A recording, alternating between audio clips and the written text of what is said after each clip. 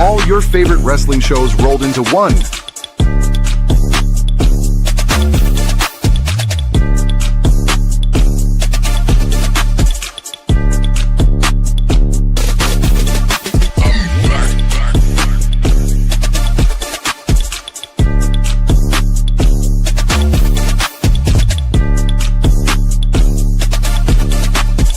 Welcome to the We Book It podcast. Let's start the show.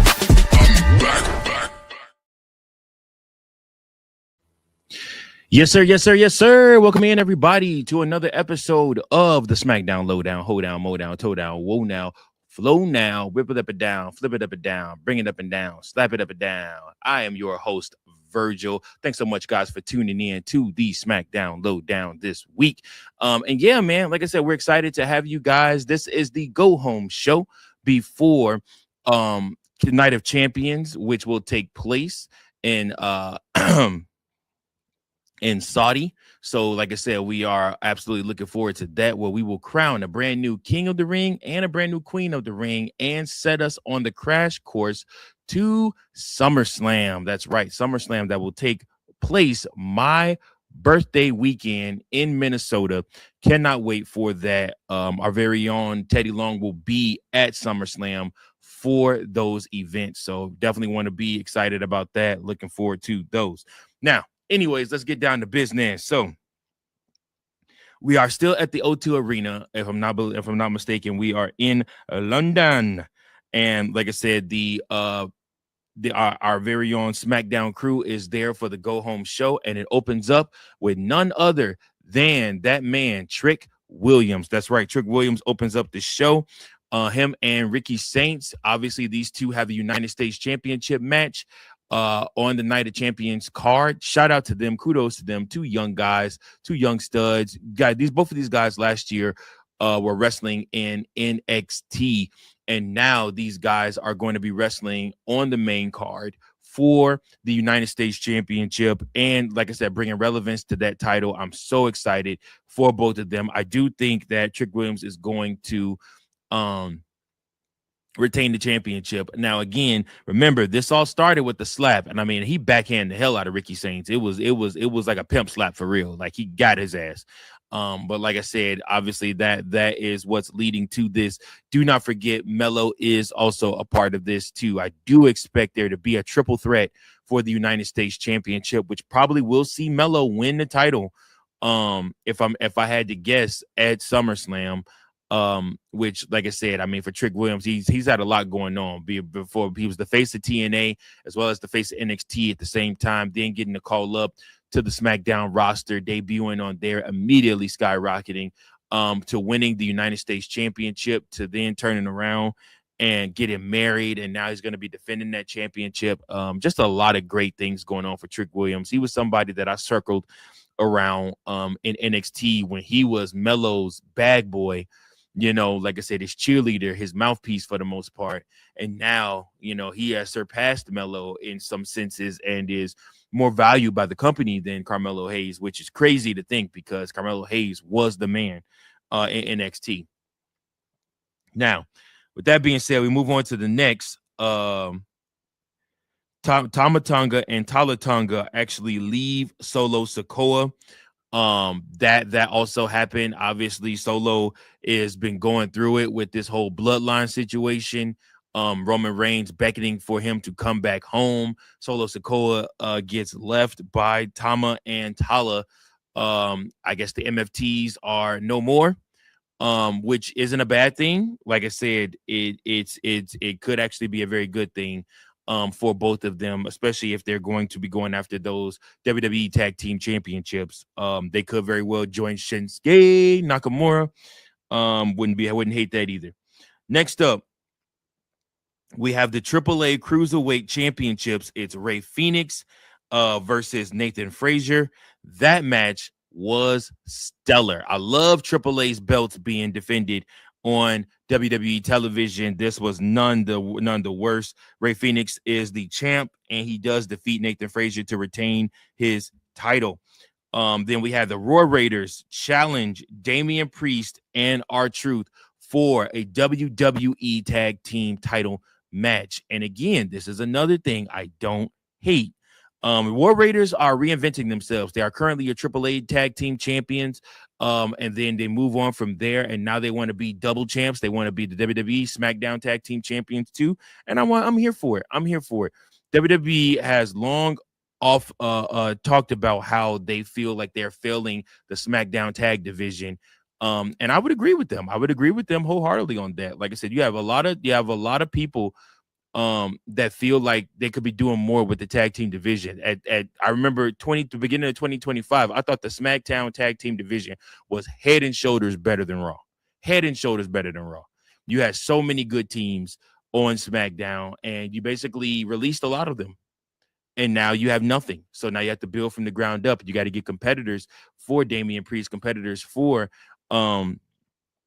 R-Truth. But Damian Priest recently showed up on AAA, and I think he's going to go there and work AAA for a while. So it would not shock me if they're going to go ahead and put those tag team titles on the War Raiders. And it would be even more hilarious if Priest and Truth are supposed to show up in AAA, but Truth ends up getting lost somewhere or doing something stupid where he ends up missing a match or something like that, and Finn Balor comes in to help tag with Priest as a way to make up with him, even though they said that Finn Balor was supposed to come to WWE coming to SmackDown to get a refreshing and, like I said, start new feuds, but he finds himself running right into Damian Priest as soon as he gets there, which is hilarious to me. Nonetheless, we move on.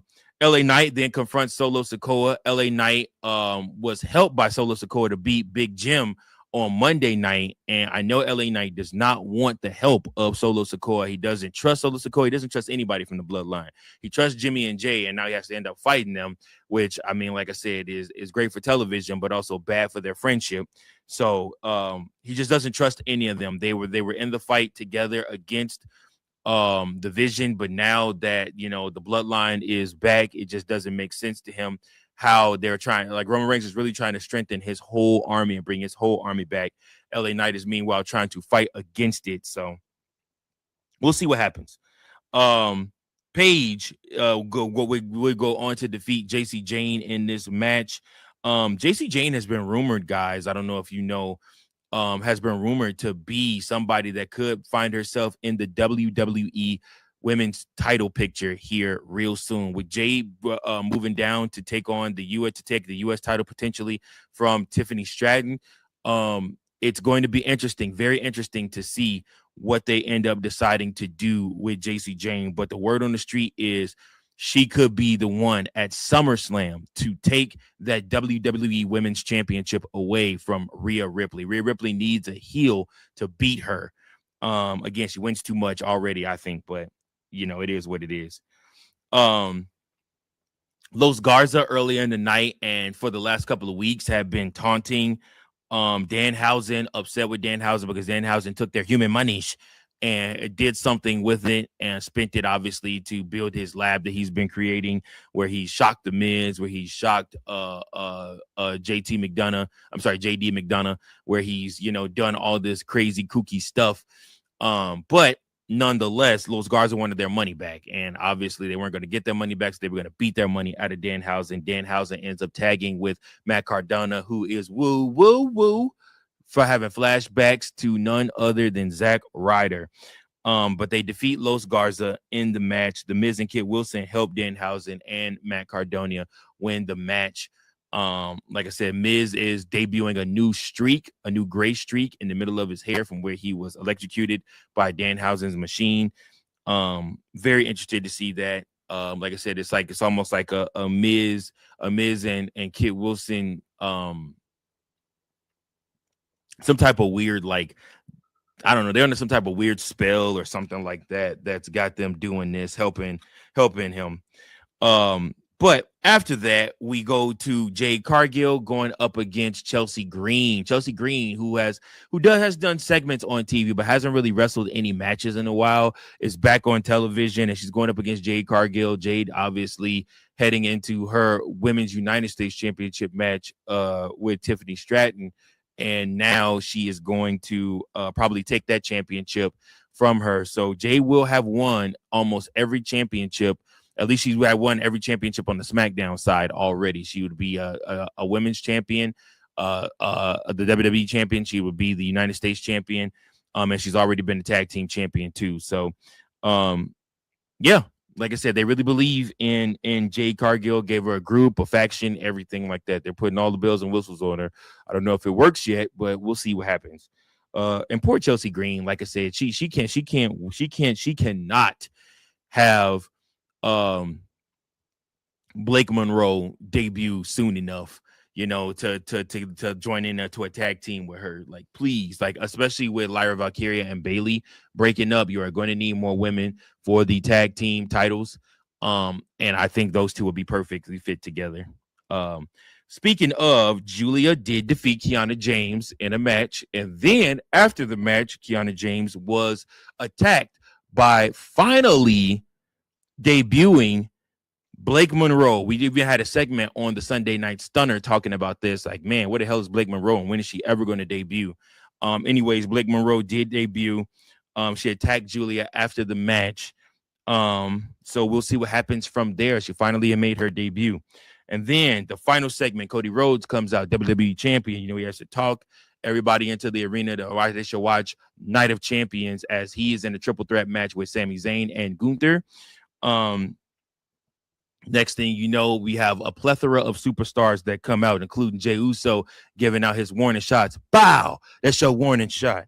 And then, of course, Sami Zayn comes out. And then to everyone's surprise, well, to no one's surprise, Gunther comes out. Then to everyone's surprise, Giulia comes out. That's right, Oba Femi, who still has unfinished business with Cody Rhodes as well. Remember, these two on John Cena's final night, that Saturday night's main event, Oba Femi took on Cody Rhodes. The WWE champion took on the NXT champion. That match was ruined by Drew McIntyre, who interfered, who was in a dead heat with Cody Rhodes for that WWE championship.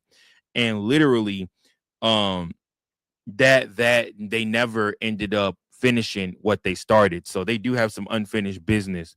And so the ruler very well, while he's talked about Roman Reigns, he also very well could see him come up against whomever would be the WWE champion at SummerSlam. I still think if he wins the King of the Ring, he does end up choosing Roman Reigns to go up against. And that's a huge threat to Roman Reigns' World Heavyweight Championship. But yeah, that was your show, man. Guys, make sure you tune in to Night of Champions. And then, of course, tune in Sunday night as we grade and rate the Night of Champions reaction, as well as we crown a new Book It champion. Until then, guys, I'm Virgil. Keep those booking pencils sharp and keep on booking.